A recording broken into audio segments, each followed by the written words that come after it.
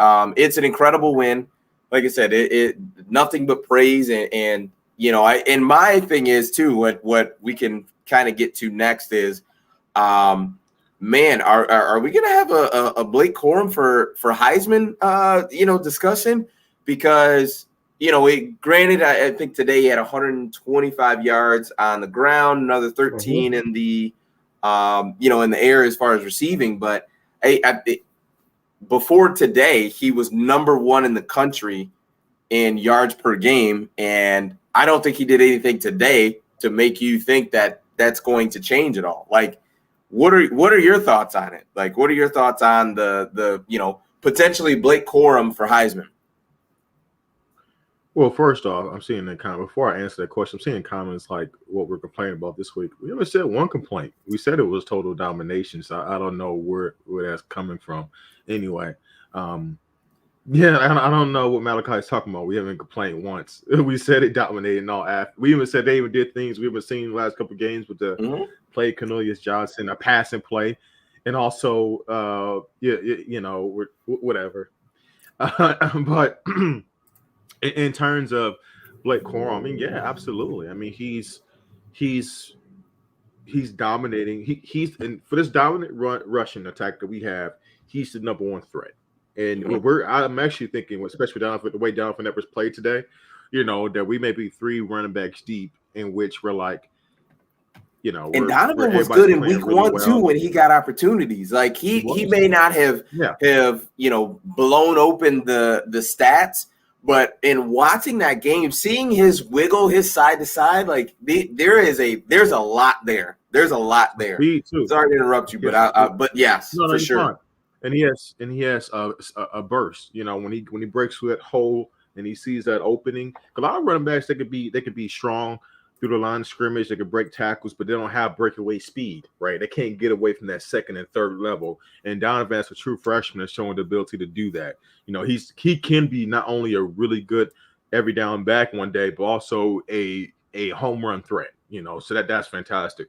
But back to Blake, no, man, he's playing fantastic. He's probably right. He's been one of the most dangerous weapons in college football, bar none, if not number one. That's how he's playing. Every time he touches the ball, he literally has been a threat to score. And if he's able to continue to do this, and Michigan, the more Michigan wins, like if he continues to do this week to week, and Michigan wins, let's say, by the last 3 or 4 games in the season, Michigan's 8-1 or undefeated. Oh yeah, he's definitely. I'll even put him as my number one Heisman, person. That's how much of an impact he's having on their game. So no, I think he's definitely an early dark horse to win the Heisman based on how he's playing. Not and that's different than previous years from Michigan. We get the preseason the Heisman, September Heisman. Right? Yeah, that's been a stigma with Michigan this is players. Legitimate. This is legitimate, but Blake he's proven it on the field. It's not hype. And it's great to see. Yeah. And I think the thing, highlighting today was the amount of touches, right? So he has 14 touches. And the thing that I think about it, and it's funny, so it's homecoming weekend here I live in Adrian, just for everybody. I don't think that's been a thing that's come up. I live in Adrian.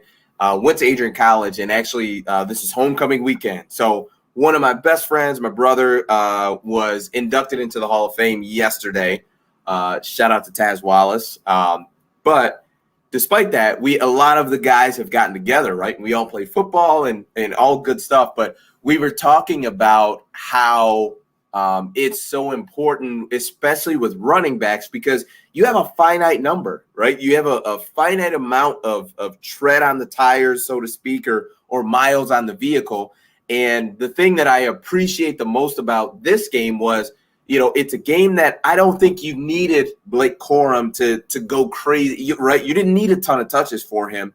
So the fact that they only had 14 touches for Blake Corum, I think was important. I think it's very it's strategic. I think it's more high level than maybe some people don't even really think about.